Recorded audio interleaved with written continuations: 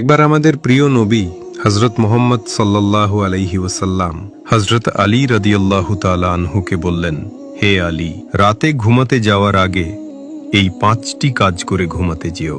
4000 দিনার সদকা করে ঘুমাতে যেও, পুরো কোরআন শরীফ পড়ে ঘুমাতে যেও, জান্নাতের মূল্য পরিশোধ করে ঘুমাতে যেও, দুজন ঝগড়া করা মানুষের মধ্যে মিল করিয়ে দিয়ে ঘুমাতে যেও, আর একটি হজ করে ঘুমাতে যেও। হযরত আলী রাদিয়াল্লাহু তাআলা আনহু দ্বিধাগ্রস্ত হয়ে গেলেন এবং বললেন, ইয়া রাসূলুল্লাহ, এত কিছু, তাও আবার এক রাতে, আমি কিভাবে করতে পারবো?